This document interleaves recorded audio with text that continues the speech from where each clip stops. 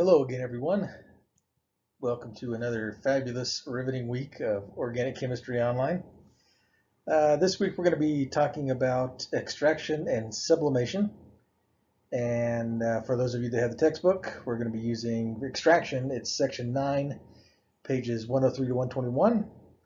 And for sublimation, we're going to be using textbook section 8.3, pages 97 to 98. This is a fairly unique lab. We're actually going to be taking, if we were working in the real lab, that is, we're going to be taking tea bags and we're going to be brewing tea basically.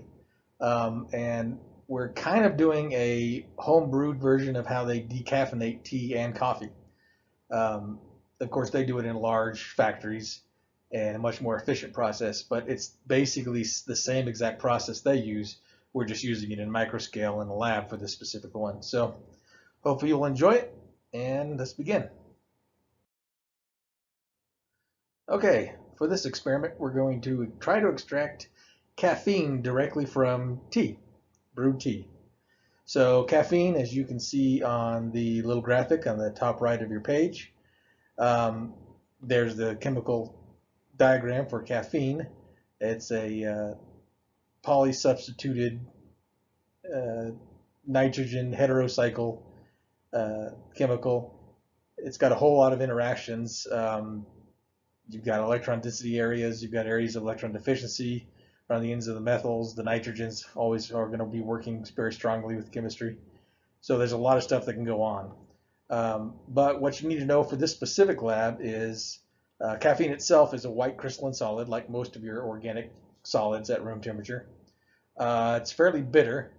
That's mainly due to a slight, I guess you could call it a slight acidity. But it's not an acid or a base in any stretch. It's just slightly that bitter taste is from basically when it bitter touches your tongue, that comes from generally acids. And in terms of the stuff we ingest that has lots of caffeine, of course, coffees, teas, any type of caffeinated colas or soft drinks are going to have it. And on average in America, we consume about 150 milligrams of caffeine daily, which in comparison to most other countries is actually opposite of what you would think. In America, we usually consume way more than others, but most people don't drink a lot of coffees and teas in the United States. They get, of course, a lot from cola, but in other countries, coffee and tea is the predominant drink, so they actually drink a lot more caffeine, consume a lot more, and you're less prone to find decaffeinated things in other countries compared to the United States. So just some basic information. So chemical properties for caffeine these are important because we're going to be using them for the lab today. So in room temperature water, which is about 70 degrees or 24 degrees Celsius, somewhere in that range, it's moderately soluble in room temperature water.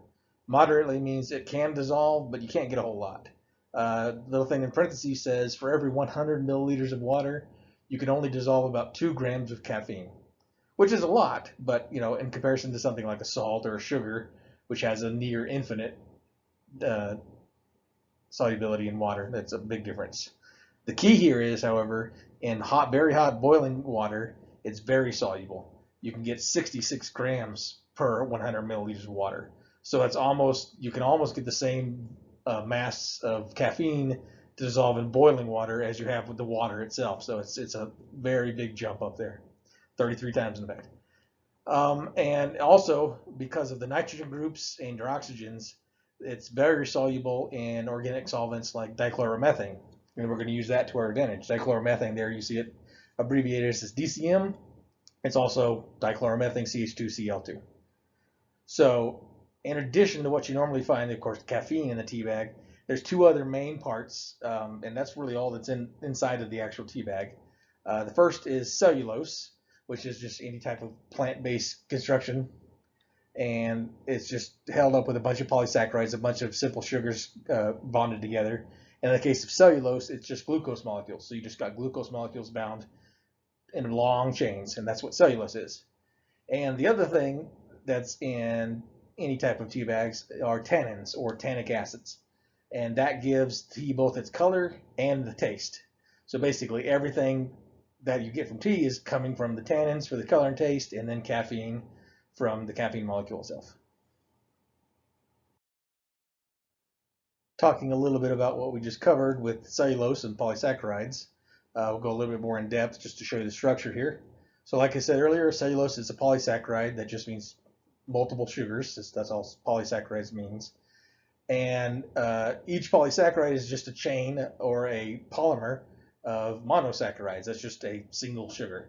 So in the case of cellulose, we have glucose, just a simple sugar. There's two forms of glucose there in the middle of your screen. The first one's a Hawthorne projection, which is good for determining what the structure is and labeling things, but not actually how it is in real life, the structure of itself. It's not a flat plane like it looks there. The chair form on the right is actually how it is. The six-member ring in the center forms kind of like a chair. It's got a back pointing up and like the base of the chair pointing down, and the middle part of the ring is flat. You can sit on it. And then the hydroxyl groups come off above or below the plane of the chair. So it's 3D form there. So the structure of cellulose down on the bottom, you can see you take multiples of those chair forms of your glucose molecule, and they attach at the terminal hydroxyl groups. Kicks off water. When you attach two of them, one of them loses the hydrogen, the other one loses the entire OH, and they form together to form polysaccharide or cellulose. And it's not just two together. It's going to be a huge, massive chain, thousands of these molecules bonded together. And that gives rigidity, and that's what gives plants the strength they have in their stems and their leaves to maintain their shape. Next, we're going to go over tannins or tannic acid, whatever you want to call them. This is the big structure of tannin here. It's quite a large structure, as you can see. And this is known as a polyphenolic compound. Poly, of course, meaning many, and phenolic meaning containing phenol, which is a benzene ring with at least one hydroxyl group attached to it. And if you notice the red parts all around the edges, those are the polyphenols. Even though they've got three hydroxylides, they're still considered a phenol. So that's where the polyphenolic comes from. And in the very center, it's hard to know unless you're biochemistry or can see it, very easily. But the blue part is actually a glucose molecule. If you just notice, other than the hetero oxygen in the middle of the ring, all of those terminating oxygens that are blue, they've just kicked off a hydrogen, and they've bonded with all these other red compounds. And that red compound is actually gallic acid. And so tannin is just a composite of one glucose molecule and 5 molecules of gallic acid.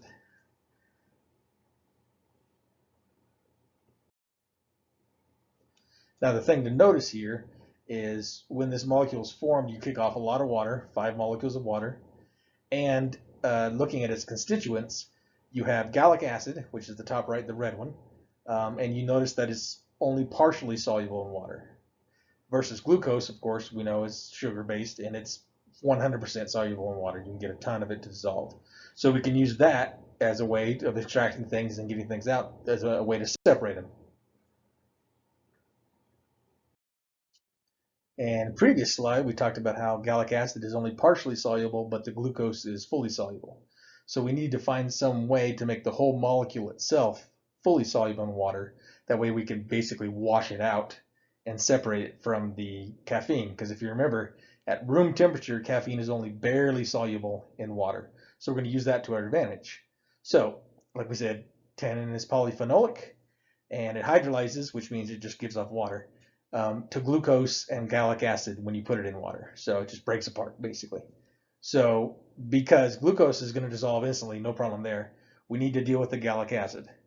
So because it is an acid, we can use, it's not a very strong acid, it's not one of the main strong acids, so we're going to use a weak base to basically neutralize the reaction and form a salt. And this salt will be a sodium gallate salt. So we're going to use sodium carbonate in this reaction, that's NaCO3. And if you put sodium carbonate in water and you would add gallic acid to that water, that very terminal hydroxyl group, the one at the carboxylic acid terminus there, that hydrogen is going to kick off to form more water, and then your sodium is going to counterbalance that negatively charged oxygen to form a salt. Sodium gallate would be the name of the salt, or sodium salt of gallic acid. Quicker to say sodium gallate. In addition to this, you're going to be forming water and carbon dioxide. you actually form carbonic acid, but at room temperature and room pressure, carbonic acid quickly dissolves and separates into water and carbon dioxide. So the key things here to look at is the glucose part of the tannin will dissolve completely in water, and then we have to basically do a neutralization reaction between a weak base and the weak gallic acid to form a sodium salt, which at that point, since it's an ionic sodium salt, is going to be 100% soluble in water. And then everything we have from tannins is going to be dissolved in water, and we're good to go. Okay, just a quick summarization of all the solubility we've been talking about, because we went, goes through pretty quick, and just to make sure everyone's following the same path. So top left, we have your standard tea bags, which consist of three main particles. Going to the right arrow, we have cellulose, which is not soluble in water at all. It's just a plant material floating around, the little leaves, tea leaves. We have the tannins, which can be hydrolyzed in water to make glucose and gallic acid, but we have to treat the gallic acid with sodium carbonate to make that soluble as a sodium salt. And then, of course, finally, the thing we're looking for is the caffeine, which is soluble in hot water, but not very soluble in room temperature water, but also is very soluble in DCM. So we're going to basically, some of you that have been following pretty well so far, see that basically everything we can get out in water, in hot water for sure, and then once we add sodium carbonate, everything's going to be dissolved. So everything's in there, but if we somehow can either cool the water down really cold or get DCM in there, we'll be able to separate the caffeine, because your gallic acid and your glucose aren't very soluble, if at all, in DCM in comparison to the caffeine. So we got to dissolve everything and then find some way to get the caffeine out, which most likely is going to be by using DCM based on what we know so far. Okay, moving on to the experiment itself, and of course reiterating what I've said in the past couple of slides, this is how we're going to go by it. We're going to basically brew the tea, and it's going to have caffeine, cellulose, and tannin in the tea water after we're done brewing it. So we'll look at the middle row first, the cellulose. It's insoluble in water, so we're not going to have to deal with that. So we can actually separate that very simply by just a simple filtration. You filter out, you keep the liquid, and any solids left on the filter paper is just going to be cellulose. Toss it, waste. Then looking at the right side, the tannins, soluble in hot water. Of course, once you brew tea, it's going to be hot water, so that's good. And it hydrolysis inside of a base, which we're going to use sodium hydroxide. And what we're going to do actually is we're going to brew the tea in a sodium, that's not hydroxide, sorry, a sodium carbonate solution. We're actually going to brew it in a hot sodium carbonate solution, not just water. So when that gallic acid comes out, it's going to instantly change to the sodium galates. So we're going to have glucose and sodium gallate completely soluble and dissolved in the water. And we're going to separate those by extraction later on. And extraction is a new technique. We'll talk about that in here in just a second. And then looking at caffeine, it's very soluble in hot water, so initially it'll be dissolved. It's very soluble in DCM, even more so than water. So what we're going to do is we're going to add DCM to our water at some point, and then separate it via an extraction technique. And once it's separated, it's just going to be the DCM and the caffeine dissolved. Then we can evaporate the DCM off, and you have impure caffeine down at the bottom of your flask. And then we're going to sublime the caffeine. Caffeine can work actually quite a bit similarly to dry ice or solid carbon dioxide. If you heat it up quickly enough, it goes instantly from a solid to a vapor. That's, if you haven't remembered or you forgot or just didn't know, that's what sublimation is the ability for any substance to go between a gas and a solid instantaneous without hitting that liquid stage. And so we're going to use that ability of caffeine to sublime to flash freeze it onto a very cold substance, because if we have really hot caffeine, it instantly goes to a vapor, skips the liquid phase. That vapor hits a very cold substance and will instantly crystallize into frozen crystals of caffeine. Just like if you have a very humid room or it's humid outside and you have a cold drink, you always get condensation on the outside. That's just the water vapor, that's normally a gas, hits the side of that much colder cup that the drink is in, and it instantly condenses. It's kind of the same thing. Of course, with the water, it condenses into liquid, but this is going to actually sublime, reverse sublime, and condense into a solid. And that's how we get our pure caffeine. Okay, so for the equipment and materials needed for this lab, we need to go over a few of these things because you might be asked about them. So we're going to be using about a 250 milliliter beaker for brewing the tea bags, and you're going to use about 100 milliliters of boiling water. Simple, straightforward.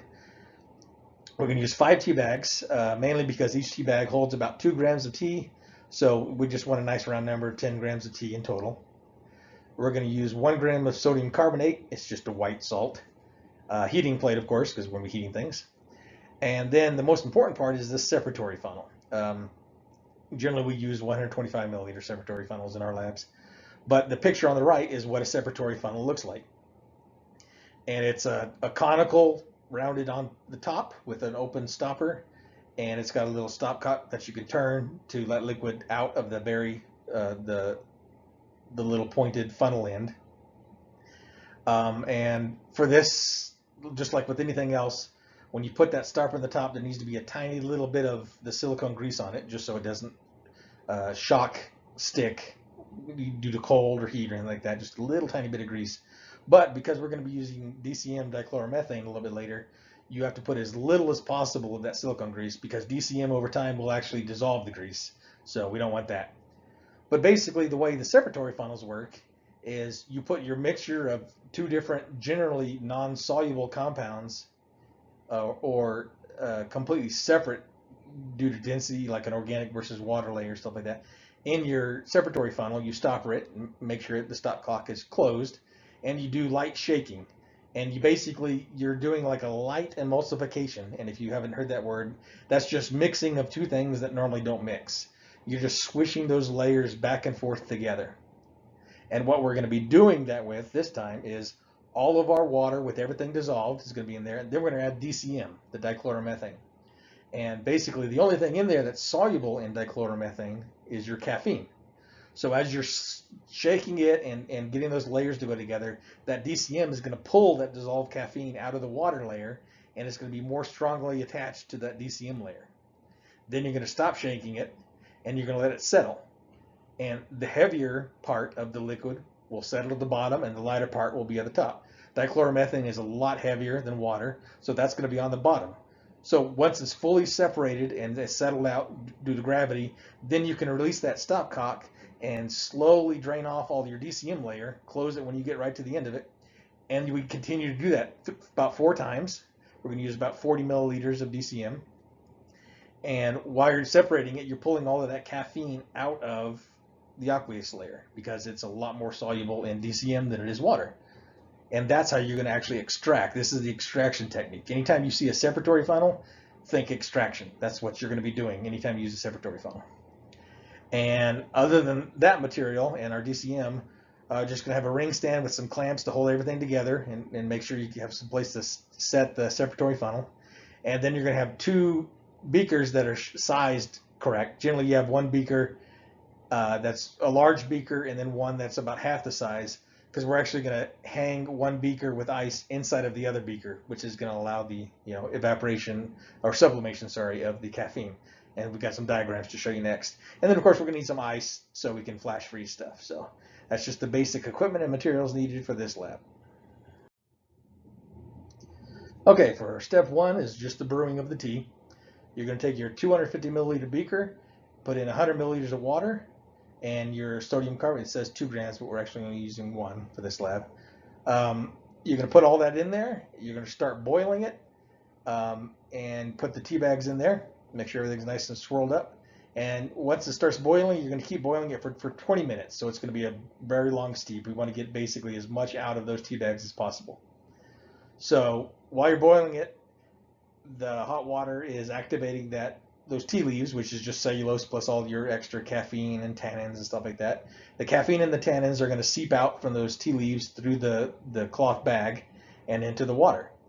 Cellulose is insoluble. You might get some little bits that come out, just like naturally anytime you brew tea, you got little bits at the bottom of your brewer. But that's going to come out when we filter it. We're going to filter it before we do anything to take that out, so that won't be a big deal. So while you're boiling it, you got to make sure that the water level doesn't drop too much. So if it starts to drop below 75 milliliters, you would just add in a little bit of extra water. Just keep it around 100 because we wanted just a stable concentration of this tea the whole time.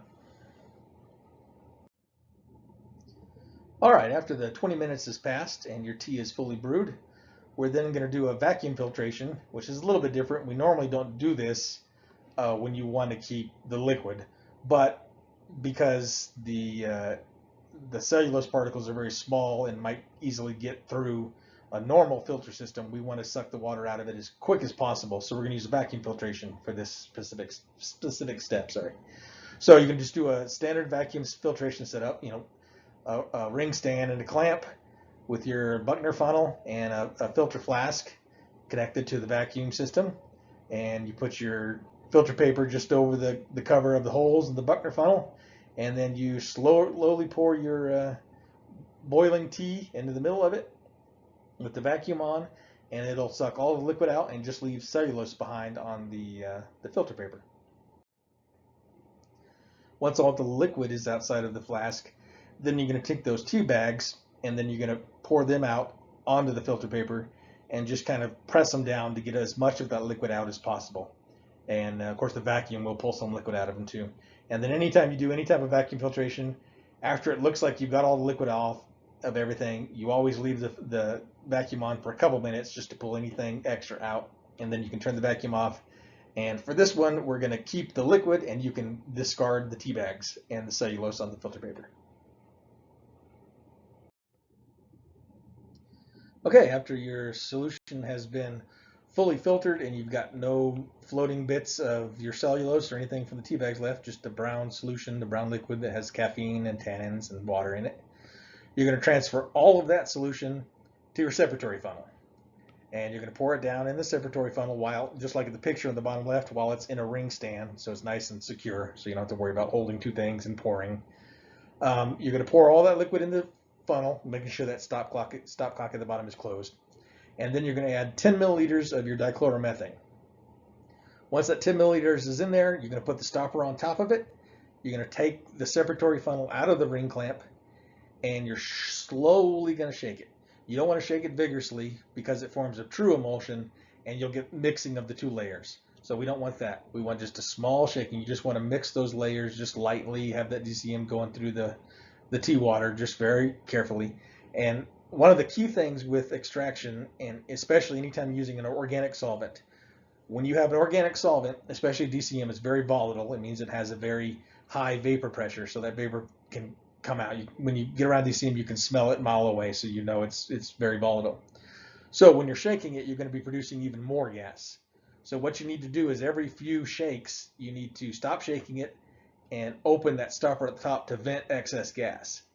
Because I've done it before, and basically every single lab I've taught in the actual lab, people shake and they forget about it, and it explodes out of the top because of gas pressure. The gas pops out, then your liquid goes everywhere, and DCM is a known carcinogen, so no one likes cancer. So just anytime you do this in an actual lab, every few shakes, vent it. Stop shaking it, vent it, start shaking again. That's just common practice with extraction. So actually, once you've done shaking this for a few minutes, you're going to let it completely settle, and you're going to, after the settling, you're going to drain off that bottom clear level, because the clear level of liquid at the very bottom is your more dense stuff, which is going to be the DCM. DCM is a lot more dense than water, and it's going to contain the caffeine.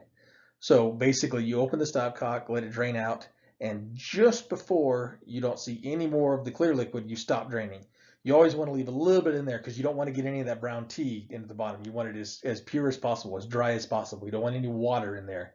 We just want basically all DCM and caffeine.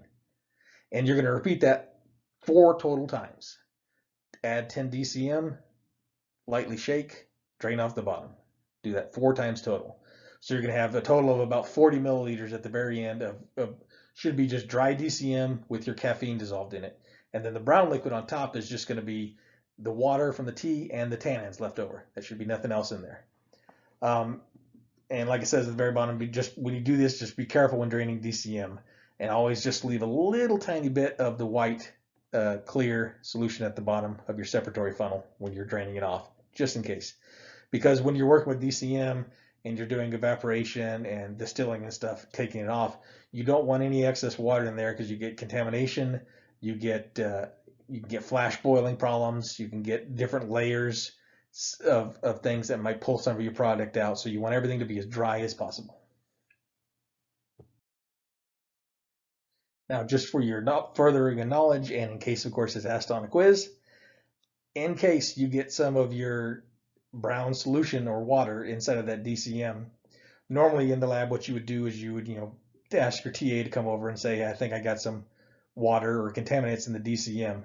And what we would do in that case is we would take a little bit of anhydrous magnesium sulfate, MgSO4, and we would add that basically directly into the DCM. Now, what magnesium sulfate is, anhydrous is, it's a drying agent.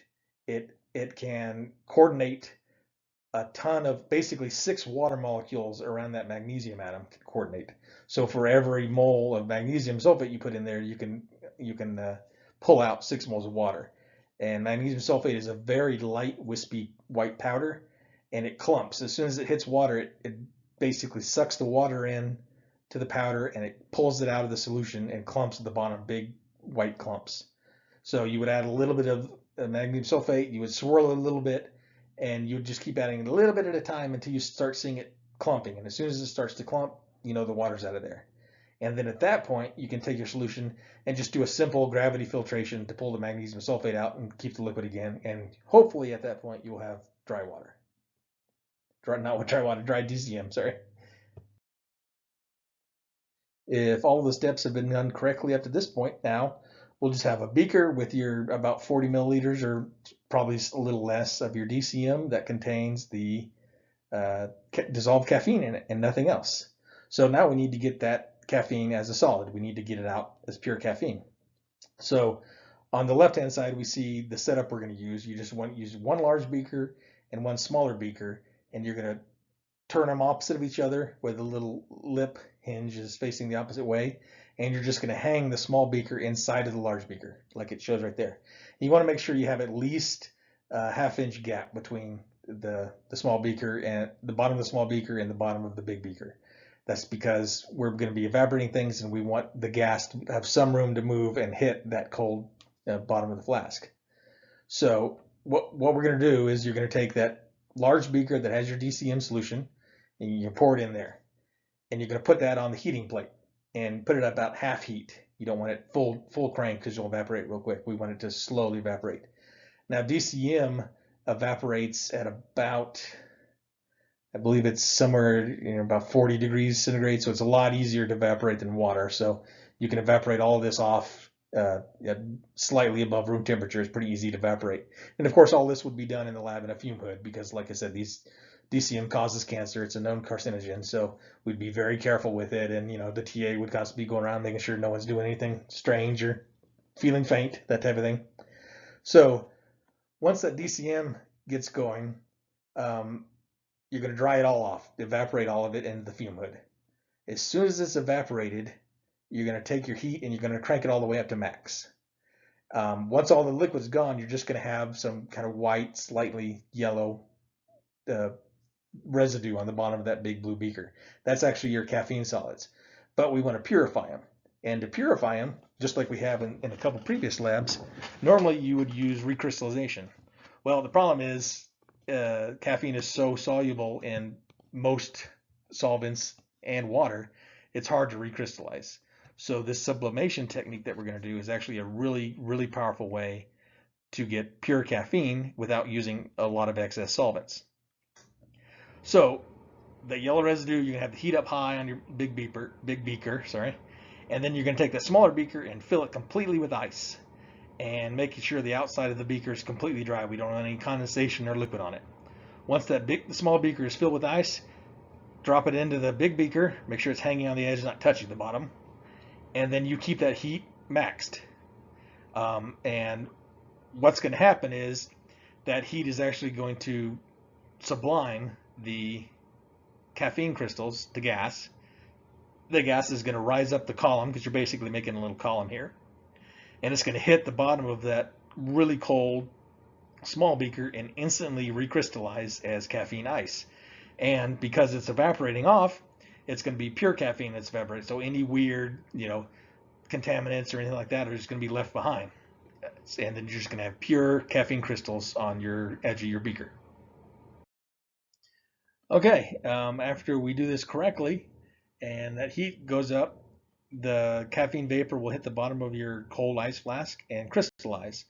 And once you don't see any more crystals forming, you can turn the heat off, take the beaker out, and you can just scrape all of those crystals off the bottom of that flask, and that is 100% pure caffeine that we just took out of the tea. And like I said before, this is actually how they do it industrial scale. They use really long columns, tubes within tubes that does it all, and they just pump the caffeinated normal brew tea down the line, and this happens in multiple steps down the line. They don't use DCM because they don't want to, you don't want to have carcinogens in something people drink. They use multiple step techniques, but it's the same process. They end up, subliming it on the inside of that tube, and then basically a plunger comes through and scrapes it all the caffeine off. So they've got basically decaffeinated tea, and then they sell the caffeine to chemical stock, feed stock, stuff like that. So, and 2 for 1. But a couple things to look out for. Of course, water in the second part when you're subliming the caffeine, that's your enemy. That's why you got to make sure that that smaller beaker is completely dry on the outside, as well as your DCM layer. You can't have any water in your DCM layer. And the reason is because your caffeine is going to be evaporating, and it evaporates actually at a higher temperature, sublimes at a higher temperature than water does evaporate. So if you have any water in your DCM layer, when you crank that heat up, that water is going to come out as vapor, hit that cold inner beaker, and instantly condense, and then you got water droplets. Well, when the caffeine hits a water droplet, it's hot water when it hits there, so it's going to instantly dissolve again, and you won't get crystals, and you're going to get contaminants from the air, stuff like that. So you got to make sure that both the DCM layer is completely dry and the inner beaker that holds the ice, the outside of it, is completely dry. It's the biggest thing to look for.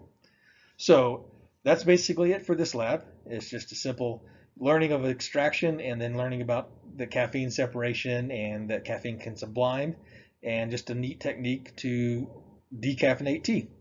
So I hope you enjoyed this lab, and we'll talk to you again next week.